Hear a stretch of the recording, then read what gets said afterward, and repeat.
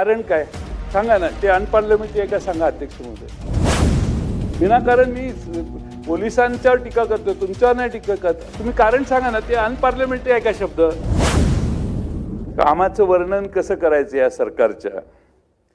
गल्लीत गोंधळ आणि दिल्लीत मुजरा असं या सरकारचं वर्णन आपल्याला करावं लागेल.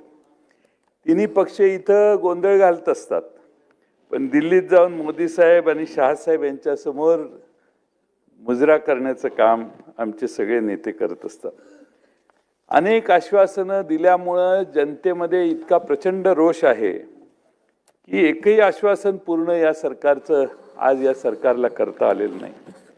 अध्यक्ष महोदय, भारतीय जनता पक्षाचा 2024चा जो जाहीरनामा आहे त्यात लाडक्या बहिणीला 1500 रुपयावरून 2100 रुपये नेण्याचं आश्वासन जाहीरनाम्यात दिलेलं होतं. महिला सुरक्षिततेसाठी 25,000 महिलांचा पोलीस दलात समावेश करण्यात येईल असं जाहीरनाम्यात आश्वासन आहे. किती आतापर्यंत महिला सिलेक्ट झाल्या पोलीस दलात, आकडा सरकारनं जाहीर करावा. 1500चं 2100 रुपये कोणत्या तारखेपासून सरकार सुरू करणार आहे तेही उत्तराच्या भाषणात सरकारने सांगावं. अध्यक्ष महोदय, देवेंद्रजींनी जाहीरनाम्यात असं लिहिलेलं आहे की सरकारच्या स्थापनेनंतर 100 दिवसाच्या आत आम्ही विजन महाराष्ट्र 2029 असं आमचं डॉक्युमेंट सादर करण्यात येईल. अध्यक्ष महोदय, 100 दिवसाच्या डॉक्युमेंट तर आलं नाहीच, पण नुकतंच महाराष्ट्र सरकारने विजन महाराष्ट्र 2047चं डॉक्युमेंट सादर केलंय. म्हणजे 29 राहिलं, 18 वर्ष पुढंचं विजन दाखवायचं काम सुरू केलंय. हे तुमचं सरकार 29 पर्यंत आहे, त्याच्यानंतर काय येईल ते जनता जनार्दन ठरवेल ते आहे. पण 47चं स्वप्न अध्यक्ष महोदय दाखवायचं काम सुरू झालं. आणि म्हणून माझी विनंती आहे की जे काही डॉक्युमेंट आहे, अजून मला ते डॉक्युमेंट मिळालेलं नाही, जनतेला ते डॉक्युमेंट खुलं करावं आणि त्या जनतेचे अभिप्राय देखील हे जे विजन महाराष्ट्र 2047चं डॉक्युमेंट आहे त्याच्यावर जनतेचा अभिप्राय देखील घ्यावा असं माझं माननीय मुख्यमंत्री महोदयांना विनंती आहे. कर्जमाफीचं आश्वासन होतं, एकही अक्षर नाही. ते सुधीरभाऊ मुनगंटीवार यांच्या अध्यक्षतेखाली जाहीरनामा तयार केला. ती केराची टोपली जाहीरनाम्यालाही झाली आणि अध्यक्ष महोदय आज सुधीरभाऊंची काय परिस्थिती आहे हे आपण बघतोयच. त्यामुळे जाहीरनामा ज्याने तयार केला त्यालाच विरोधी पक्षाच्या सुरात सूर घालून आज मुद्दे मांडायला लागतायत. याच्यासारखं दुर्दैव कुणाचं असू शकत नाही. आणि म्हणून जुन्या लोकांना भारतीय जनता पक्षात आणि जुन्या विचारांना देखील भारतीय जनता पक्ष टोपली दाखवायला लागतात. नवे विचार घेण्याचा प्रयत्न भारतीय जनता पक्ष करतोय असं आज आम्हा सगळ्यांना दिसतंय. अध्यक्ष महोदय, ते माधव भंडारींचं एक ट्विट माझ्याकडे आहे, त्यांच्या चिन्मय भंडारीनं केलेलं. त्यांनी काय सांगितलं आपल्या सगळ्यांना माहिती आहे. 50 वर्ष माझ्या वडिलांनी भाजपसाठी काम केलं, पण विधानसभा किंवा राज्यसभेत त्यांना न्याय मिळाला नाही. अध्यक्ष महोदय, निष्ठेनं जे राहिले त्याच्यापेक्षा बाकीचे कानामागून आले आणि तिखट झाले म्हणतात, ती म्हण आता खरी करायचं ठरवलेलं दिसतंय. कारण अलीकडं अनेक सामाजिक कार्यकर्त्यांच्या हत्येच्या धमक्या येतात, मग त्यांना शस्त्र परवाना मिळणं जवळपास अशक्य असतं.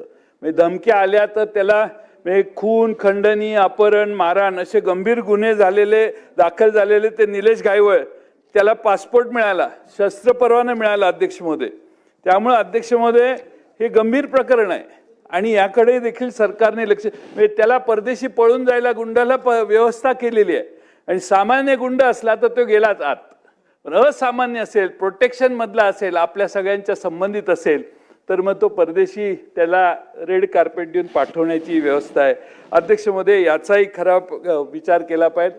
आमच्याकडे आमच्या पक्षाचे कार्यकर्ते राम खाडे नावाचे पदाधिकारी आहेत, सामाजिक कार्यकर्ते आहेत.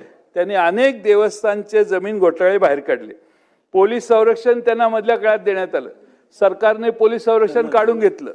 त्यानंतर त्याचा रिव्हॉल्व्हरचा परवानाही रिन्यू करून दिला नाही आणि गेल्या 15 दिवसापूर्वी नगर जिल्ह्यात त्याच्यावर हल्ला झाला. मेलाय म्हणून माणसांनी सोडला, 10-12 जणांनी एका वेळी हल्ला केला, जवळपास मेलेला होता, पण कसा बसा तो वाचला. आता तो थोडा शुद्धीवर आलाय. अध्यक्ष महोदय त्याचा एक पाय तुटला, एक हात तुटला, त्याला प्लास्टर झालं. पण अध्यक्ष महोदय अशा सामाजिक कार्यकर्त्यांच्यावर हल्ला कोण करतं? 15 दिवस झाले तरी एक माणूस सापडला नाही. पोलीस काय हजामती करतायत का काय? मला आश्चर्य वाटतं अध्यक्ष महोदय. म्हणजे संध्याकाळी जेवताना हॉटेलच्या समोर माणसाला मारहाण होते आणि अध्यक्ष महोदय त्याचा कोणच मागमस पुरावा लागत नाही. पोलीस का अजामत्या करताय का असे शब्द वापरू नये प्लीज. पोलीस का अजामत्या करताय का असे शब्द वापरू नका प्लीज. मग काय शब्द वापरू? तुम्ही पर्याय द्या ना मला. माझे मराठी नाही, कमी आहे. असे शब्द वापरू नका प्लीज. असे शब्द वापरले पाहिजे, दुसरं काय वापरणार? हजामती म्हणजे काय माहितीये का तुम्हाला? हजामती म्हणजे काय माहितीये का तुम्हाला? हे शब्द नाही, असे शब्द वापरू नका जयंतराव प्लीज. माहितीये का तुम्हाला? मला सगळं माहिती म्हणून हजामतीचा अर्थ सांगा ना. तुम्ही सांगा ना. तुम्ही असे शब्द पोलीस तुम्हाला अर्थ कळत असेल तर तुम्ही सांगा. मंत्री आहात तुम्ही. तुम्ही पण होते ना मंत्री. तुम्ही एवढे सिनियर सदस्य आहे. तुम्ही असे हजामती शब्दाचा अर्थ अध्यक्ष महोदय काढून टाकावे. नाही अध्यक्ष महोदय कसा काढता येईल शब्द? तो हे नाही आहे, म्हणजे अनपार्लमेंटरी नाही आहे.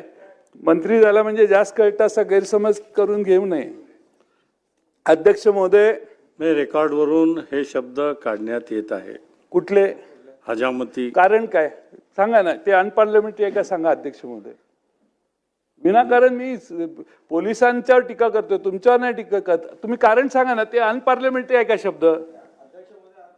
काम करत नाही इथपर्यंत. अनपार्लमेंटरी असेल तर काढा. ठीक आहे, तपासा. असेल तर काढा, नसेल तर ठेवा. अशी थोडी पद्धत आहे. अध्यक्ष महोदय त्या राम खाडेंच्यावरचा हल्ला, त्याने देवस्थान जमीन घोटाळे बाहेर काढले. त्याच्यापैकी कोणीतरी हे काम केल्याचा संशय आहे. अजून एकालाही अटक पोलीस करू शकले नाहीत आणि म्हणून तो शब्द मी वापरला.